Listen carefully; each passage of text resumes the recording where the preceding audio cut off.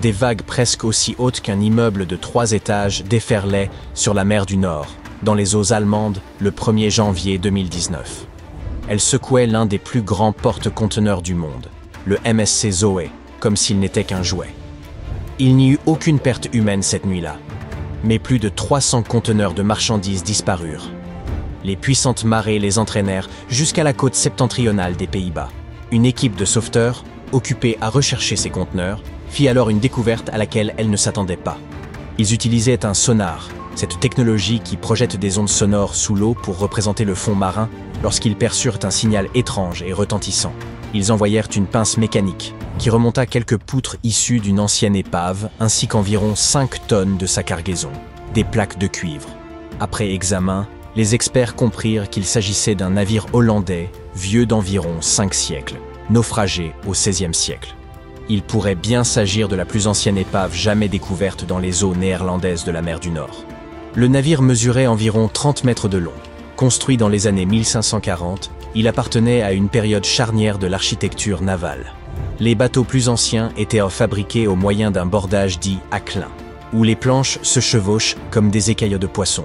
Celui-ci, en revanche, avait été assemblé selon la méthode plus récente du franc-bord, où des planches plates étaient fixées sur une ossature en bois. Ce procédé rendait la coque plus solide et moins sujette aux infiltrations dans les fortes vagues. Venu de Méditerranée, cette technique permit la construction de plus grands navires, capables d'entreprendre de longues traversées.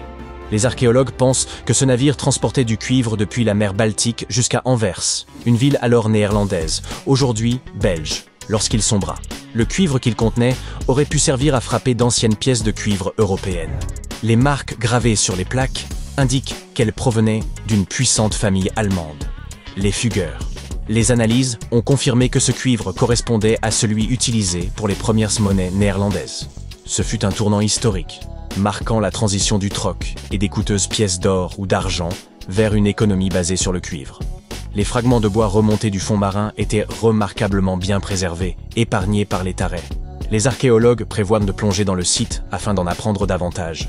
Une autre épave, datant approximativement de la même époque, a été découverte dans la mer Baltique, révélant d'importantes informations sur l'histoire danoise. Des plongeurs locaux l'avaient repérée dès l'été 1971, sans soupçonner sa valeur, et s'étaient contentés d'emporter quelques balles de plomb, trouvées à proximité. Ce n'est qu'une trentaine d'années plus tard que l'un d'eux signala sa découverte aux archéologues. Il avait aperçu d'étranges troncs évidés reposant sur le fond marin. C'étaient en réalité des chariots destinés à soutenir des canons. Le navire n'était donc pas un simple bateau de pêche ou de commerce, mais un bâtiment militaire royal, le Gripshunden, propriété du roi Jean Ier de Danemark. En explorant les lieux, les chercheurs mirent au jour des épices exotiques, poivre noir, clous de girofle, gingembre et safran, jadis réservés à l'élite médiévale. Le safran, d'un rouge orangé éclatant, avait conservé sa couleur et même son parfum après des siècles sous l'eau.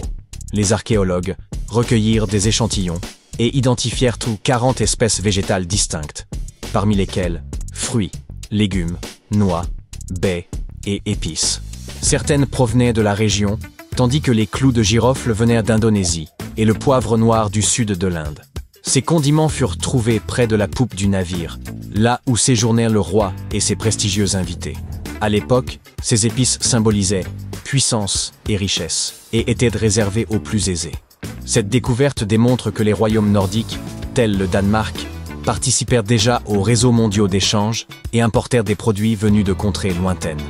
La température froide et la faible salinité de la mer Baltique ont permis aux matériaux végétaux, graines, pelures et fragments de pulpe de demeurer intacts et ont empêché les vers d'endommager la coque, offrant ainsi aux scientifiques un rare témoignage préservé. Une autre épave, découverte cette fois au large du Kenya, pourrait être liée au dernier voyage de Vasco de Gama. Ce célèbre explorateur portugais fut le premier Européen à atteindre l'Inde par la mer, en contournant le cap de Bonne-Espérance.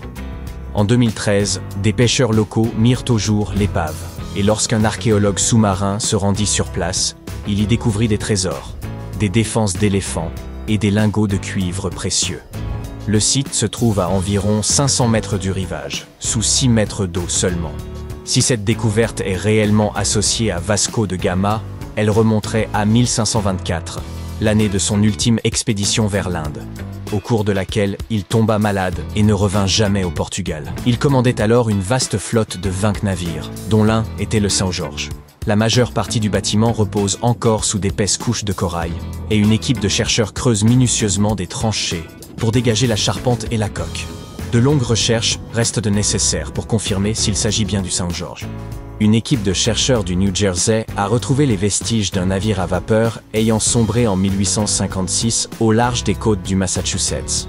L'épave repose à environ 320 km de son point de départ, à la Fleet Marina de New Bedford. Ce vapeur disparu et redécouvert, le Lyonnais, n'avait été en service que depuis quelques mois lorsque le drame survint. Il effectuait son premier voyage de retour vers la France lorsqu'il entra en collision avec un autre bâtiment, l'Adriatique. Ce dernier, bien qu'endommagé, réussit à poursuivre sa route, tandis que le Lyonnais, frappé de plein fouet, eut moins de chance.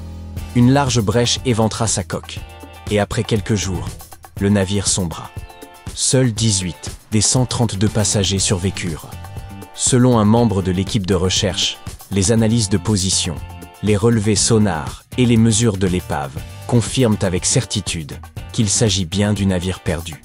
Si vous vous intéressez aux épaves antiques, songez à celles, vieilles de plus de 2 millénaires, découvertes en mer Égée. Des pêcheurs d'éponges mirent au jour, en 1900, l'épave d'Anticythère, datant du 1er siècle avant notre ère. Depuis, les scientifiques examinent le site pour élucider l'histoire du navire et de ses passagers.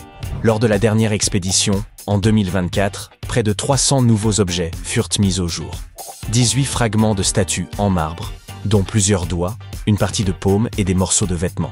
Les plongeurs découvrirent également plus de 200 fragments de céramique, une lampe à huile, un vase à 2 anses et de la vaisselle de table, ainsi qu'une section inédite de la coque du navire, composée de planches de bois et de chevilles de cuivre. Ces éléments ont permis de mieux comprendre la construction du bâtiment et son orientation au moment du naufrage. La trouvaille la plus saisissante fut celle des restes d'un second navire en bois, enfoui sous la cargaison écrasée. Dans la même région du monde, au large de la petite île grecque de Kassos, les chercheurs ont mis au jour non pas une, mais 10 épaves antiques. L'une d'entre elles aurait plus de 5000 ans. Guidée par les récits de l'Iliade d'Homère, l'équipe d'archéologues sous-marins a mené ces explorations durant 4 années. Les navires retrouvés d'Athènes de diverses époques. La période classique, l'époque hellénistique, l'ère romaine et la période byzantine, sans compter un bâtiment plus récent du XXe siècle. Parmi les trouvailles, figurait une rare amphore espagnole portant un seau sur son anse, vieille de près de 2 millénaires, des récipients à boire d'origine africaine et une ancre en pierre de la période archaïque, l'un des objets les plus anciens jamais découverts, témoignant des moyens de navigation antiques.